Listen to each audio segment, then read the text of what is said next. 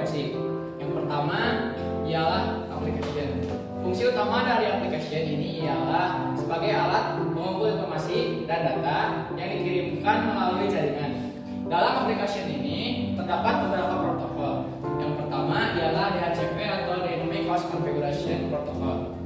Fungsi dari DHCP ini ialah untuk membantu melakukan konfigurasi alamat IP dan dari komputer secara otomatis di dalam sebuah jaringan komputer.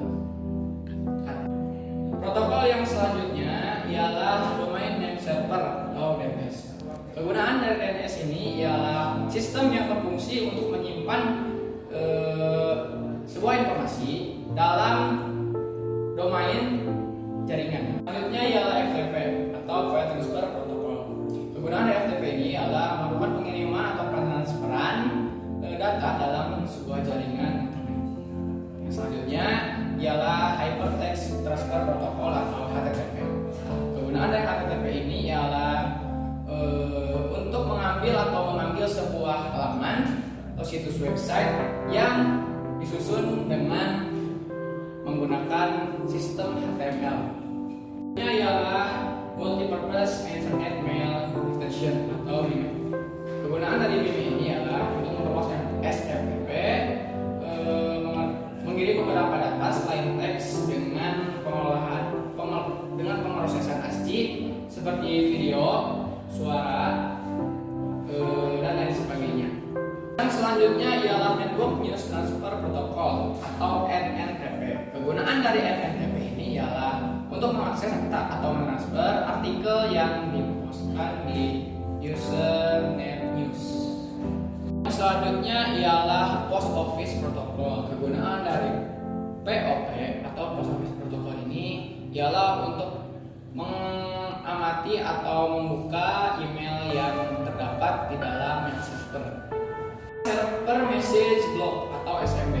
Kegunaan dari SMB ini ialah layanan untuk berbagi berkas atau file sharing di dalam sebuah jaringan. Selanjutnya yaitu Simple Mail Transfer Protocol atau SMTP. Kegunaan dari SMTP ini ialah sebagai protokol yang membantu mengirimkan email ke dalam mail server. Yang selanjutnya ialah Simple Network Management Protocol (SNMP).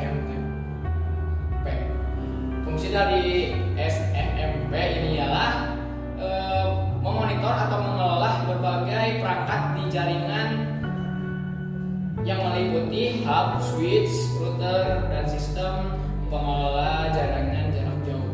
Yang selanjutnya, protokol selanjutnya ialah Telnet, digunakan untuk melakukan akses jarak jauh terhadap suatu komputer atau remote. Protokol yang terakhir dalam aplikasi ini ialah terdapat Rival FTP, TFTP.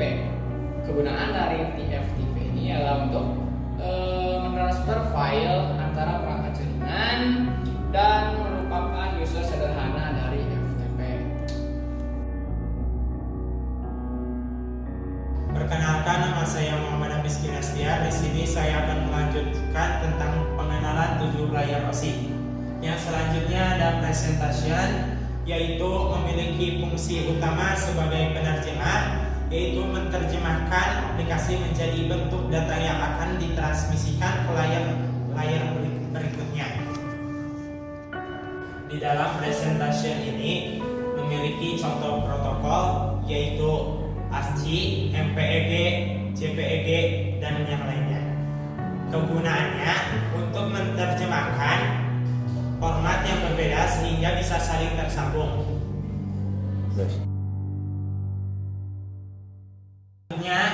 Ada session, memiliki fungsi utama yaitu lapisan ini membuka, merawat, mengendalikan, dan melakukan hubungan antar host dalam suatu jaringan dan melakukan komunikasi pada sebuah jaringan. Dan memiliki contoh protokol yaitu NetBIOS. Kegunaannya layanan untuk membuat sesi koneksi yang berbasis connection survey oriented. Selanjutnya ada Remote Procedure Call atau RPC. Kegunaannya, protokol yang menyediakan suatu mekanisme komunikasi antar proses yang mengizinkan suatu program untuk berjalan pada suatu komputer tanpa terasa adanya eksekusi kode pada sistem yang jauh. Contoh protokol selanjutnya yaitu ada soket. Kegunaannya untuk menggambarkan konektor yang menghubungkan motherboard dengan prosesor. Protokol selanjutnya yaitu ada SQL, NetBEUS, dan X-Window. Kegunaannya untuk mengakses maupun mengubah database.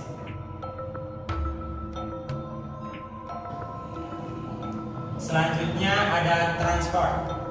Transport memiliki fungsi utama yaitu untuk memecah data ke dalam paket-paket data serta memberikan nomor urut ke paket-paket tersebut sehingga dapat disusun kembali pada sisi tujuan setelah diterima. Transport memiliki contoh protokol yaitu Transmission Control Protocol atau TCP. Kegunaannya mengirimkan file yang sudah terenkripsi. Contoh protokol selanjutnya yaitu ada User Datagram Protocol atau disingkat UDP. Kegunaannya yaitu pertukaran data secara lebih efisien, pengiriman transmisi data secara broadcast. Ya, saya di sini akan mengenalkan diri. Nama saya Gajah Junior. Saya akan melanjutkan pengenalan 7 layer ASIC yang sebagian tadi sudah disampaikan oleh teman saya. Saya akan melanjutkan di network. Di network ini adalah mengantarkan paket ke tujuan yang dikenal. Nah, di network ini ada sebagian contoh protokol. Contoh protokol yang pertama adalah Internet Protocol. Kegunaannya untuk memastikan pengiriman data tepat kepada penerima. Ya, selanjutnya adalah contoh Internet Protocol yang kedua, yaitu RIP. RIP itu yaitu Routing Information Protocol. Kegunaannya memberikan jalur rute terpendek dan jalur rute yang terbaik sehingga menghemat bandwidth. Ya. Contoh protokol yang ketiga adalah ARP. Kegunaannya adalah menerjemahkan alamat logika menjadi alamat fisik. Contoh yang keempat adalah RARP. Kegunaannya adalah mengadakan transmisi MAC address yang diketahui menjadi IP address. Yang selanjutnya adalah data link. Kegunaannya adalah untuk menentukan bagaimana bit-bit dikelompokkan. Contoh protokolnya adalah triple P, yaitu point to point. Point to point ini kegunaannya menghubungkan area yang berjauhan menggunakan metode nirkabel. Yang selanjutnya adalah Serial Line Internet Protocol atau SLIP, sebuah protokol yang memungkinkan perpindahan IP. Nah, yang saya akan jelaskan di sini adalah yang terakhir, yaitu fisikal. Fungsi utamanya adalah bertanggung jawab atas proses data menjadi bit. Dan contoh protokolnya adalah Ethernet, FDDI, EIS-DN, dan lainnya. Kegunaannya untuk menentukan bagaimana bit-bit data dikelompokkan menjadi format.